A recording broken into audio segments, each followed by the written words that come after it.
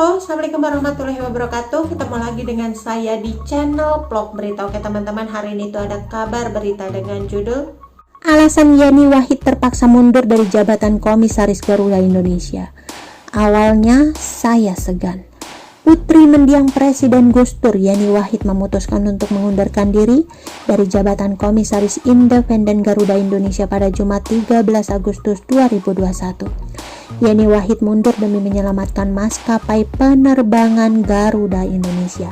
Dilansir dari Tribun Jabar, Yeni Wahid nampak membagikan video di Twitter detik-detik penyerahan surat pengunduran dirinya dari jabatan Komisaris Independen Garuda Indonesia.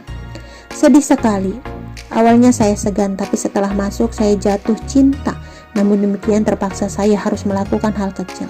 Semoga bisa bermanfaat untuk Garuda Indonesia agar bisa tetap mengudara dengan perkasa, ujar Yeni Wahid.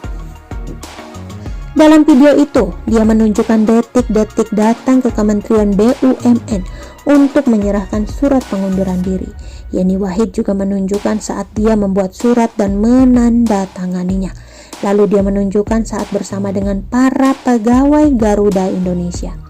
Hari ini saya ke Kementerian BUMN. Upaya kecil ini agar Garuda bisa melakukan efisiensi biaya-biaya yang terus membebani agar Garuda bisa mengudara dengan perkasa, ujar Yeni.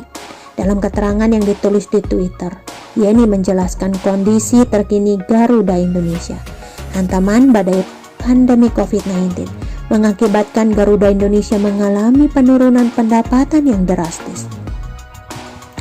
Sebagai upaya penghematan, dia kemudian memutuskan mengundurkan diri dari posisi Komisaris Independen. Semoga hal ini bisa membantu meringankan Garuda, tulisnya. Berita sebelumnya, Dewan Komisaris atau Dekom Garuda menolak menerima gaji lantaran kondisi perusahaan yang sedang kesulitan keuangan. Komisaris Independen Garuda Indonesia, Yeni Wahid mengatakan, usulan itu sebenarnya sudah diajukan sejak awal pandemi melanda. Memang ada kesepakatan di Dewan Komisaris untuk meminta gaji di stop untuk meringankan beban keuangan Garuda. Dan ini bukan yang pertama kali komisaris mengusulkan, karena sejak awal pandemi, Dewan Komisaris mengusulkan agar ada pengurangan gaji, kata Yeni Wahid dikutip dari Kompas TV pada Rabu. Yeni Wahid, manajemen Garuda juga sudah melakukan pemotongan gaji untuk efisiensi. Sebagai tinggi posisinya, semakin besar jumlah gaji yang dipotong. Di level direksi dan komisaris, pemotongan gaji dilakukan sebesar 50%. Sempat dibayar full hanya beberapa bulan saja ketika kondisi membaik. Tetapi saat ini berhubung kondisi semakin parah, maka ada usulan agar gaji tidak dibayarkan dahulu untuk meringankan beban perusahaan, ujar Yeni. Ia menilai meskipun masalah yang dialami Garuda sangat besar dan kacau, tapi BUMN penerbangan itu masih bisa diselamatkan.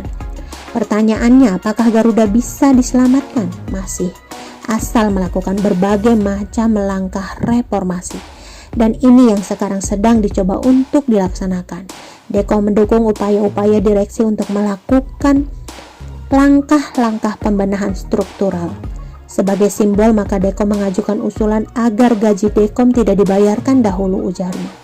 Sebelumnya, Dewan Komisaris Garuda mengajukan surat kepada manajemen Garuda untuk menangguhkan pemberian gaji komisaris.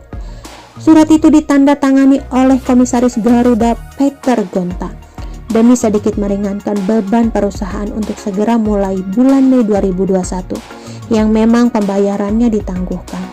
Pemberhentian pembayaran honorium bulanan kami sudah sampai rapat pemegang saham mendatang. Begitu isi surat tersebut.